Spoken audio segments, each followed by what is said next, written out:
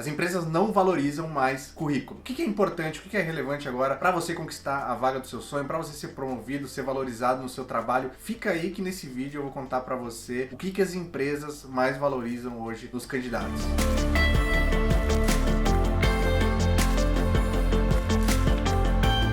E tá começando mais um Papo Reto, eu sou Alisson Paese, seja muito bem-vindo a mais um programa. Antes de mais nada, escreve aqui pra gente se você tá procurando emprego, se você trabalha numa empresa, mas tá descontente, quer ser promovido, conta aqui pra gente qual a sua história em relação à sua carreira, qual o seu desafio em relação à sua carreira, pra gente desenvolver esse tema depois do vídeo. E se inscreve aqui no canal também, aperta aqui no botãozinho vermelho, é muito importante pra gente gerar cada vez mais alcance e que os nossos vídeos cheguem nas pessoas, né? Então assim, quanto mais pessoas se inscreverem, mais alcance a gente vai ter e a nossa comunidade maior ficará. Então, você já deve ter escutado por aí, né, que o currículo não tem mais tanta relevância. Talvez você já tenha sentido isso na pele, né? Aquilo que era considerado importante, que era a graduação, que era as experiências, não contam mais tanto quanto outras habilidades, um outro conjunto de habilidades que vem tomando conta e vem sendo de fato relevante na hora da empresa contratar alguém ou promover alguém. Então, primeiro vamos entender como era, né? Assim, por que o currículo era visto com tanta importância no formato anterior? A gente vinha de uma gestão, uma revolução industrial, que aplicou uma gestão industrial nas empresas, né? Que era uma gestão mais de linha de produção, de hierarquia. Quem era o detentor do conhecimento, de fato, tinha os maiores cargos, né? As maiores posições. Como o conhecimento não era tão democratizado, quem tinha capacidade de ou estudar sozinho, de alguma forma, ou fazer as melhores faculdades, se graduar nas melhores faculdades, normalmente era quem era o líder na empresa, era quem detinha a maior responsabilidade. E ele administrava, né? Fazia a gestão dessa informação, ou seja, não dividia com as pessoas para que ele continuasse tendo poder, continuasse tendo cargo e recebendo os benefícios disso. Então a gente tinha, de fato, um período em que o conhecimento tinha muita importância. Por isso que os currículos eram só sobre conhecimento, né? Graduação, pós-doutorado, mestrando, sei falar inglês, sei fazer tal coisa, sei Excel, sei... Era conhecimento aportado, né? Essas habilidades tinham muita relevância e era isso que as empresas olhavam na hora de contratar. E outro item importante é que, como as empresas contratavam habilidades, para elas era muito mais fácil trocar essas peças depois, né? Procuravam outras pessoas com as mesmas habilidades e trocavam. Então as pessoas eram meramente como se fossem peças mesmo ali,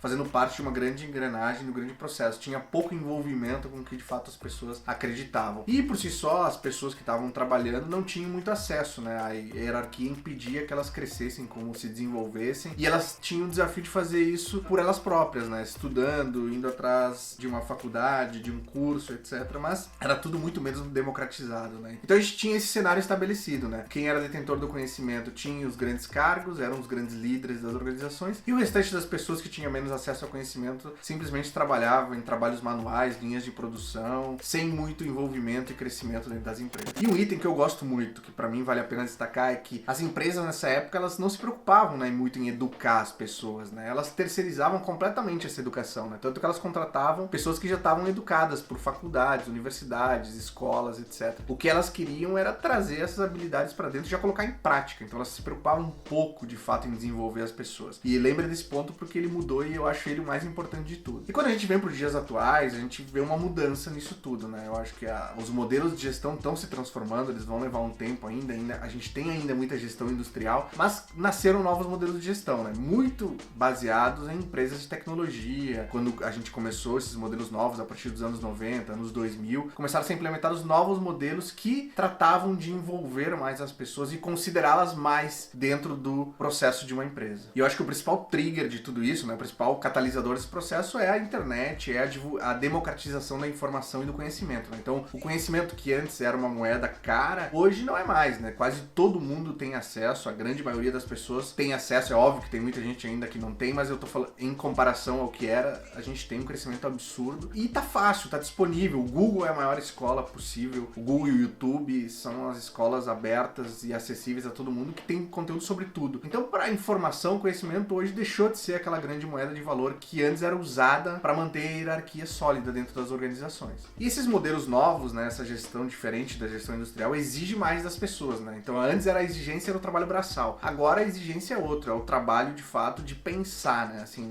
não só de uma habilidade, mas da capacidade que a pessoa tem de analisar e pensar as situações. Então, mudou a cobrança também em relação às pessoas. Mas para a gente comparar de forma forma prática, vamos para as grandes diferenças. Então, antes o conhecimento era o mais importante, né? Quem detinha o conhecimento tinha o maior cargo na empresa. Hoje, com o conhecimento democratizado, quem tem o maior cargo na empresa é quem sabe usar melhor o conhecimento, quem sabe fazer a melhor gestão desse conhecimento. Então, assim, e aí a gente começa a entrar já em quais são as habilidades que hoje as empresas dão mais valor, que é essas habilidades mais que estão dentro de você, né? Que você usa de dentro para fora, que são as habilidades de você ter controle sobre as suas emoções, sobre as suas atitudes, sobre a sua comunicação. Então é como você usa o conhecimento que você tem. De nada adianta você ter o conhecimento, e hoje muita gente pode ter esse conhecimento porque ele está disponível, mas se você não souber usar, analisar e aplicar ele nas coisas certas, não adianta muito, né? E a outra mudança significativa é, vocês lembram que eu falei que antes a empresa ela não se preocupava com a educação dos colaboradores, né? Ela terceirizava isso para as escolas, faculdades, etc. Agora é o contrário, né? As empresas elas querem internalizar cada vez mais a capacitação das pessoas, mas elas querem encontrar pessoas que tenham já valores como pessoa que combinem com a companhia. E as outras habilidades eles treinam dentro de casa. Então não importa muito se a pessoa está graduada, se ela tem 20 cursos, etc. Importa se ela tem os mesmos valores, a mesma cultura. Se ela tiver isso, a empresa está disposta a capacitar e treinar essa pessoa. Então olha que mudança significativa, né? Então vamos falar das habilidades, então, que é a proposta do vídeo. Quais são as habilidades que as empresas mais valorizam hoje? Eu listei 10, tá? 10 que são mais relevantes, mas tem várias. Mas essas 10 eu acredito que sejam muito importantes e elas já contemplam quase todo esse processo. Então a primeira habilidade que as empresas mais valorizam hoje é a integridade. Talvez essa seja a principal. Que é de fato trabalhar com pessoas íntegras, né? Que não, enfim, não se desvirtuam, que são éticas e comprometidas com aquilo que foi combinado e principalmente com o trabalho, com a empresa, com os colegas e com o cliente, né? Não fica enrolando, não fica inventando história, é sempre muito franco e sincero sobre tudo que tá rolando e sempre muito íntegro, né? Independente do que aconteça, tá sempre lá respeitando os valores dele próprio e da empresa. A segunda dica é o autoconhecimento. Como a gente falou, né? As habilidades socioemocionais, elas têm uma relevância cada vez maior. Não é que você tem ou não tem, tem menos, tem mais, ou você vai pular uma ou outra. Não, não tem isso. Todo mundo tem um pouco de tudo, elas fazem parte da gente. O que vai fazer a diferença é você, de fato, fazer a gestão dessas emoções. E para isso você precisa se conhecer muito bem. Então o autoconhecimento, sem dúvida alguma, é parte importantíssima do processo. E o autoconhecimento não é saber o que você sabe fazer, as suas habilidades, é sim como você reage a tudo que acontece no mundo e nas situações cotidianas. Porque a gente sabe que vai ter problema, vai ter confusão, vai ter desentendimento, vai ter pressão, e se você demonstrar que consegue lidar com isso e consegue fazer a gestão das suas emoções para lidar com isso, você vai ganhar muitos pontos na empresa, na sua entrevista, sem dúvida alguma. E o item 3 é a flexibilidade. Bom, esse é o mais claro e limpo possível, né? A gente vive num mundo que muda constantemente e esse é o novo status quo, né? A mudança constante. Então sempre surgem coisas novas, rápido, você precisa se adaptar, melhorar. Então você precisa ter flexibilidade. Você não vai conseguir entrar no emprego hoje e ter um trabalho igual para sempre. Tem empregos que são assim, mas eu acredito que a maioria das pessoas quer buscar um emprego melhor, quer crescer. E para crescer, você precisa ser flexível e estar aberto a tudo de novo que chega e acontece semanalmente, diariamente até no mundo dos negócios. Então você precisa sim aportar flexibilidade. E se você é um cara durão, um cara perfeccionista, seja flexível antes, que vai facilitar para todo mundo e para você na sua carreira. A quarta dica é o intraempreendedorismo, que é nada mais que uma postura de iniciativa, né? As pessoas hoje falam muito em empreendedorismo, a gente fala aqui no canal sobre isso, né? Que é esse espírito de querer melhorar, evoluir constantemente. E você mesmo trabalhando e não sendo dono de uma empresa consegue ter isso e deve ter isso. Isso se chama, acho que a melhor palavra para definir isso é iniciativa. Veja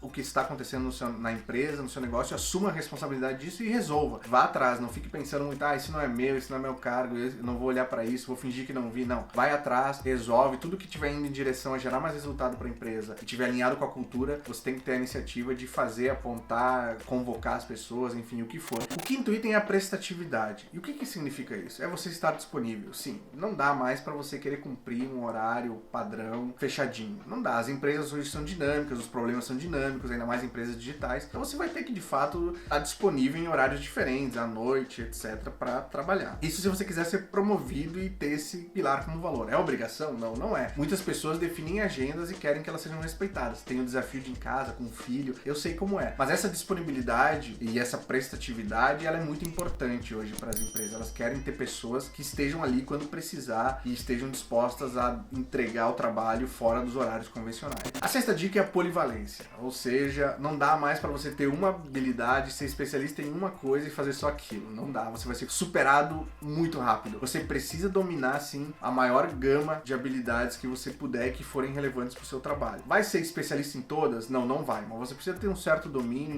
entendimento sobre tudo que tá acontecendo e ir se especializando em fases, né? Eu aprendo assim, né? Então tem semana que eu sou especialista em vídeo, tem semana que eu sou especialista em tráfego, tem semana, dias que eu sou especialista, né, em conteúdo, em estratégia de conteúdo. Então eu vou usando isso de acordo com o que eu preciso fazer e eu estudo isso naquele momento e me aprofundo naquele momento. O sétimo item é comunicação assertiva. Essa já sempre teve presente, né? A comunicação sempre foi um item requisitado, mas eu acho que agora a comunicação assertiva é o que importa, que é o quê? Você ter capacidade de persuadir as pessoas, né? Não só de falar, mas de falar as palavras certas, de conseguir convencer e negociar com as pessoas o que você precisa, seja um cliente, um fornecedor, um colega de trabalho, seu líder, você precisa ter essa capacidade. Então não basta falar, tem que saber o que falar. E aí é a comunicação assertiva, porque existe um tipo de comunicação para cada situação, né? Não é uma habilidade única. O oitavo item eu acho muito importante, que é a negociação / improvisação. Ou seja, você precisa entender de negócio. Mesmo que você não seja da área comercial da sua empresa, você precisa entender do negócio, como ele funciona e se preocupar com isso, com a saúde do negócio. E ter capacidade de improvisar, né? Não ficar fazendo lista de pedidos de coisas para você executar seu trabalho. Independente do tamanho da empresa, procure fazer com o que você tem. E a partir do momento que isso vai gerando valor, resultado, você vai crescendo, você vai investindo. Então não invista na frente, né? Improvise com o que você tem, teste e aí depois você vai crescendo. O nono item é foco no cliente. A gente fala muito sobre isso, né? Cada vez mais sobre o cliente no centro, ele ser o foco e você de fato se preocupar com o cliente. É o cliente que paga as contas, é o cliente que paga o seu salário. Então você precisa colocar ele no centro da estratégia. Não é o que você gosta, o que a sua empresa gosta, o que você acha bonito. É o que o cliente precisa para resolver o problema dele. Então, cada vez mais pense nisso. Independente também da área que você está, pense no cliente, em como você facilita a vida dele e torna a experiência dele encantadora. E o décimo item é criatividade. Você precisa ser criativo. Todo mundo é criativo. Não é uma exclusividade de pessoas que trabalham em áreas criativas. Todo mundo sabe como melhorar algo, como poderia ser melhor, como poderia ser diferente, como poderia facilitar, como poderia ser mais barato. Isso é exercitar a criatividade. E aí, quando você pensou em coisas assim e você validou, quando você coloca em prática, você está inovando. Todo mundo tem essa responsabilidade na empresa, de ser criativo, de pensar coisas diferentes e de ser inovador, de colocar em prática.